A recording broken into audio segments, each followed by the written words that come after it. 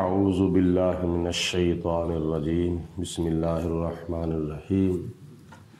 آج کے درس قرآن میں حضرت سیدنا موسیٰ علیہ السلام کی والدہ صاحبہ کا آپ کو صندوق کے اندر بند کر کے اللہ کے حکم سے دریائے نیل کے اندر بہا دینا اللہ پاک نے بیان فرمایا ہے۔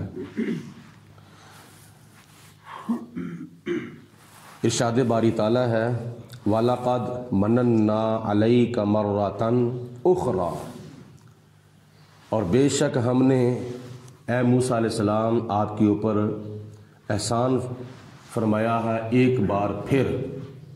پہلے بھی اس سے کئی احسانات آپ کے اوپر فرمائے تھے، اور اے پیارے موسیٰ علیہ السلام آپ کے اوپر ایک بار پھر ہم نے احسان فرمایا ہے۔ وہ کیا احسان ہے؟ اِذْ أَوْحَيْنَا إِلَىٰ أُمِّكَ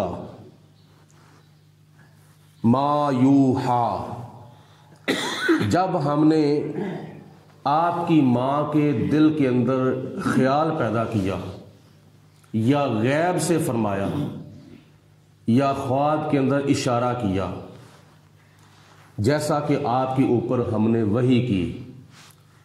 وحی کا اطلاق صرف اور صرف نبی پر ہوتا ہے، غیر نبی پر وحی کا اطلاق نہیں ہوتا۔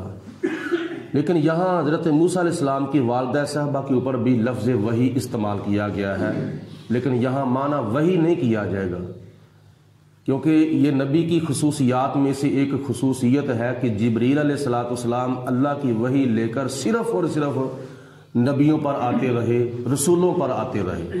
غیر نبی اور غیر رسول پر اللہ کے فرشتے جبریل علیہ السلام وحی نہ لائے تھے، نہ قیامت تک لائیں گے۔ تو یہاں معنی ہوگا کہ اے موسیٰ علیہ السلام آپ کی ماں کے دل کے اندر اللہ پاک نے خیال پیدا کیا یا غیب سے فرمایا یا خواب کے اندر اشارہ کیا، جیسا کہ آپ کے اوپر وحی کی جا رہی ہے۔ وہ کیا اللہ پاک نے اشارتاً حکم دیا تھا؟ کیونکہ فرعون نے اس وقت ظلم و ستم کی انتہا کر دی تھی۔ نجومیوں نے، کاہنوں نے اور جادوگروں نے فرعون کو متنبع کیا تھا کہ تیری سلطنت کے اندر ایک بچہ پیدا ہونے والا ہے جو تیری حکومت کے زوال کا سبب بنے گا۔ تو فرعون نے حضرت موسیٰ علیہ السلام کو قتل کروانے کے چکر میں ہزاروں بچے قتل کروا دیے اور آرڈر جاری کر دیا کہ آج سے لے کر کوئی خاوند اپنی بیوی کے پاس نہ جائے، اور جن عورتوں کو حمل ہوئے ہیں وہ گرا دیں، اور جس ماں کے گھر میں نو مولود بچہ ہوتا تھا فرعون کے سپاہی آتے تھے اور آ کر اس کو قتل کر دیتے تھے۔ اس قدر فرعون نے ظلم و ستم کی انتہا کر دی تھی۔ لیکن فانوس بن کر جس کی حفاظت ہوا کرے، وہ شمع کیا بجھے جسے روشن خدا کرے۔ وہ دیا کیسے بجھ سکتا ہے جس کو اللہ پاک روشن فرماتا ہے؟ تو اللہ پاک کی ذات بابرکات نے فرمایا کہ اے موسیٰ علیہ السلام کی ماں، آپ کو پریشان ہونے کی ضرورت نہیں ہے، میں آپ کی بچے کی حفاظت کرنے والا ہوں۔ تو بچہ پیدا ہو گیا ہے، تو آپ ایسا کریں، اس بچے کو ایک صندوق کے اندر رکھیں اور رکھ کر دریائے نیل کے اندر بہا دیں۔ اللہ فرماتا ہے اَنِقْذِفِیہِ فِی التَّابُوتِ، اے موسیٰ علیہ السلام کی ماں اس بچے کو تابوت میں رکھ دو، صندوق میں رکھ دو۔ فَاقْذِفِیہِ فِی الْیَمِّ، تو اس کو دریا کے اندر بہا دو۔ فَلْیُلْقِهِ الْیَمُّ بِالسَّاحِلِ، تو وہ جو دریا ہے اس کو ڈبوئے گا نہیں بلکہ اس بچے کو کنارے پر لگا دے گا۔ وہ کنارے پر بچہ بہتا بہتا صندوق کے اندر جا رہا ہوگا۔ یاخذہ عدو لی وعدو لہو، ایک وقت ایسا آئے گا کہ اس کو وہ پکڑ لے گا جو میرا بھی دشمن ہے اور اس بچے کا بھی دشمن ہے۔ یہ فرعون کی طرف اشارہ ہے، کیونکہ دریائے نیل جو تھا وہ فرعون کے محال کے آگے سے گزر رہا تھا۔ تو صبح صبح کا وقت تھا، فرعون اور آپ کی بیوی حضرت آسیہ رضی اللہ تعالی عنہا دونوں صبح سیر کے لیے باہر نکلے تو اس دریا کے کنارے کے اوپر بیٹھے ہوئے تھے۔ تو یہ دیکھا کہ ایک صندوق جو ہے وہ بہتا بہتا آ رہا ہے، تو دونوں نے اس صندوق کو پکڑ لیا اور پکڑ کر کھولا تو اس صندوق کے اندر ایک بچہ نمودار ہوا، بڑا حسین، بڑا جمیل، بڑا خوبصورت، جس کو دیکھتے ہی دل کے اندر محبت پیدا ہو جاتی تھی۔ وہ بچہ نمودار ہوا۔ وَأَلْقَيْتُ عَلَيْكَ مُحَبَّةً مِّنِّي، اے موسیٰ علیہ السلام میں نے آپ کے اوپر اپنی طرف سے محبت ڈال دی، مطلب کہ جو بھی تجھے دیکھے گا اس کے دل کے اندر محبت پیدا ہوگی۔ حضرت آسیہ نے دیکھا ان کے ہاں پہلے اولاد نہیں تھی، کیونکہ اللہ پاک کی ذات نے حضرت موسیٰ علیہ السلام کے اوپر ایمان لانے والی خاتون حضرت آسیہ رضی اللہ تعالی عنہا کو فرعون کے دخول سے محفوظ رکھا ہوا تھا، جیسا کہ کل آپ نے سماعت فرمایا تھا۔ اس وجہ سے اس کے گھر میں اولاد تو پہلے ہی نہیں تھی، تو جب اس کے گھر میں اولاد نہیں تھی تو اس کو بھوک تو تھی اولاد کی، پیاس تو تھی، تو انہوں نے کہا چلو ہمارے ہاں اولاد نہیں، ہم اس کو اپنا بچہ بنا لیتے ہیں، ہم اس کو اپنا بیٹا بنا لیتے ہیں۔ اس لیے اللہ تعالیٰ نے فرمایا وَأَلْقَيْتُ عَلَيْكَ مُحَبَّةً مِّنِّي، آپ کے اوپر میں نے محبت ڈال دی اپنی طرف سے۔ وَلِتُصْنَعَ عَلَىٰ عَيْنِي، اس لیے کہ میری نگرانی میں اور میری نگہبانی میں تمہاری پرورش کی جائے۔ پرورش فرعون کر رہا تھا اور ہو رہی تھی پرورش اللہ تعالیٰ کی ذات بابرکات کی نگرانی میں، خداوند قدوس کی نگرانی میں پرورش موسیٰ علیہ السلام کی ہو رہی ہے۔ تو جب اللہ تعالیٰ کی ذات بابرکات نے فرمایا کہ ساتھ ساتھ ایک اور کام ہو رہا تھا، جب صندوق دریا کے اندر بہتا ہوا آ رہا تھا تو ایک کام اور بھی تھا۔ اِذْ تَمْشِي اختوں کا، آپ کی بہن آپ کے ساتھ ساتھ چل رہی تھی، جن کا نام مریم تھا۔ حضرت موسیٰ علیہ السلام کی بہن کا نام بھی مریم تھا۔ تفسیروں کے اندر آتا ہے کہ جب وہ دریا کے اندر صندوق بہہ رہا تھا تو کنارے پر وہ آپ کی ہمشیرہ، آپ کی بہن جو تھی وہ بھی آ رہی تھی، اس لیے اللہ پاک کے ذات بابرکات کے حکم سے دریائے نیل نے اس صندوق کو رکھا ہی کنارے پر تھا تاکہ آسانی کے ساتھ آپ کی بہن صندوق کو دیکھتے رہے۔ تو جب وہ صندوق چلا گیا فرعون کے پاس تو اس نے جب نکالا تو دودھ پلانا چاہا، موسیٰ علیہ السلام تو کسی کا دودھ پی نہیں رہے تھے۔ ایک بی بی منگوائی، اس کا دودھ پلایا، نہ پیا، دوسری بی بی منگوائی، دوسری دائی، تیسری دائی، چوتھی دائی، کئی دائیاں آئیں، کسی دائی کا آپ نے دودھ نوش نہیں فرمایا تھا۔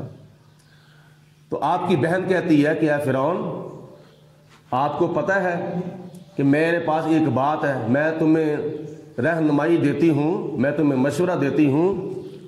فتقول، حضرت موسیٰ علیہ السلام کی بہن نے کہا، حل ادلکم علی من یکفلہ، میں تمہاری رہنمائی کرتے ہوئے تمہیں وہ بات نہ کہوں جس کے اندر تمہاری آسانی ہو، وہ یہ کہ اس کے بارے میں تمہاری رہنمائی کرنا چاہتی ہوں کہ مصر کے اندر ایک ایسی خاتون ہے جس کا بچہ دودھ نوش فرمائے گا، یعنی اس خاتون کا یہ بچہ دودھ پیے گا اور کسی کا نہیں پیے گا، میرے پاس یہ بات ہے۔